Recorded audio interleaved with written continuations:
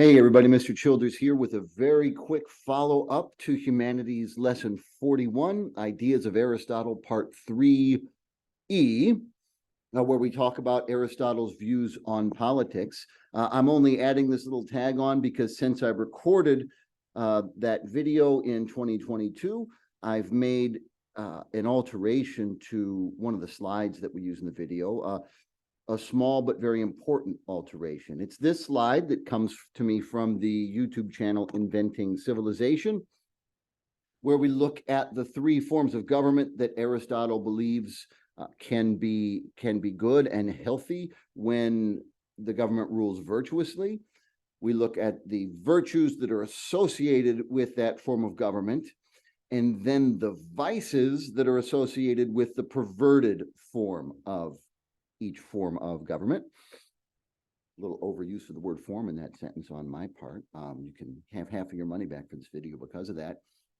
For the first two, monarchy and aristocracy, the slide remains standing as it was, but I've made some tweaks to the last column, polity versus democracy. So polity is a form of government wherein the many, the bulk of the people, have some say, but it is not democracy where the mass of the people themselves directly rule.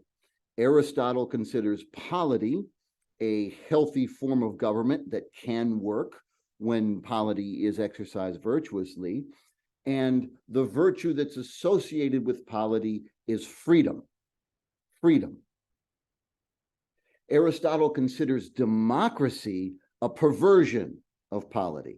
This is Aristotle's position, not my position, but Aristotle is anti-democracy, not as rabidly anti-democracy as Plato, but he does consider the rule of everybody, especially direct democracy like they had in Athens, where every citizen votes or is at least able to vote on every law, on every action. He considers that a perverse form of government. And the vice associated with that is license. Let's pick those two terms apart for just a minute. Freedom. Freedom here does not mean the ability to do whatever I want. That's what license is. Freedom, as we mentioned in lesson 7 of the Humanities course, so if you want to look at the Humanities playlist from 2023 on lesson 7 called Freedom for Excellence, freedom has a purpose. One is free when one is not prevented, when one is able to do the things that make one good. Freedom is the ability to do that which makes me the best version of myself, or that which allows me to flourish. Even if we're not used to putting it in those terms, I think instinctively we get that.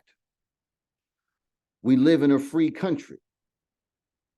I cannot steal your cell phone. This is mine now. I want it. It's mine. I'm not allowed to do that. Maybe physically I can, but the law says I'm not allowed to do that. If I do that and I'm found out, I can be punished. And yet we don't say that that makes me any less free. If I am arrested for stealing your cell phone and I go before the judge and say, but Your Honor, I thought I woke up in the United States of America. I thought this is a free country. Judge is going to throw the gavel at my face. I'm free to get my face bashed in by the gavel because I'm so dumb. No, freedom doesn't mean I can do whatever I want. Think of the example, we talked about this in lesson 7, the Freedom for Excellence lesson. Think about the example of someone playing sports. Someone plays global football or soccer.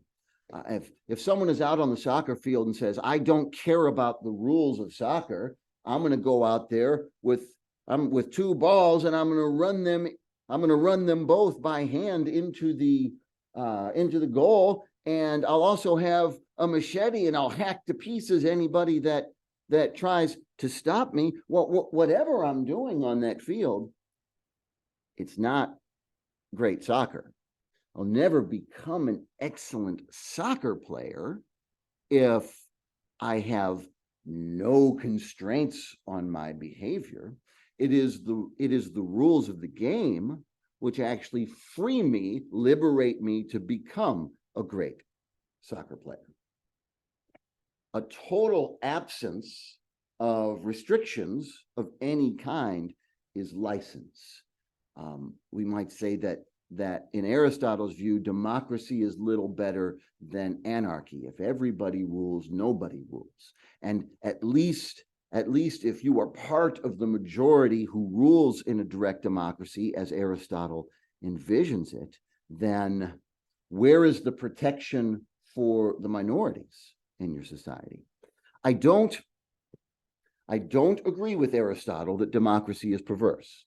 I do believe in democracy, as I mentioned in the main video for this lesson. But Aristotle's warnings about democracy are not he's not without a point. It was as a democracy that, or at least as a democratic republic, as a representative democracy, that the United States of America enslaved African Americans and committed genocide against the First Nations people that lived in this territory. I agree more with Winston Churchill, who said, democracy is, I'm butchering the quotes, this is the essence of what he said, perhaps not word for word. Democracy is the absolute worst form of government imaginable, except for every other form that's been tried. For more on the distinctions between freedom and license, and for more on the idea that freedom serves a purpose, that I am free when I'm allowed to do the things that make me good, not when I'm allowed to do whatever I want. See, as I mentioned, see lesson 7 in the Humanities playlist for any year from 2023 on, unless I change it in the future. Or you can consult my main source for the idea, The Sources of Christian Ethics by Survive Pincares. If you do choose that book, as you can tell from the title, Pincares writes from an explicitly religious Christian position. That's not the position I take in my lessons. I teach my lessons from a secular, that is religiously neutral position, so that all religious traditions are respected and none are endorsed. However, there are many concepts in his book, particularly the concept of freedom for excellence, that are of interest and equally applicable to people of any tradition or none. That's all for this little add-on. See you next time.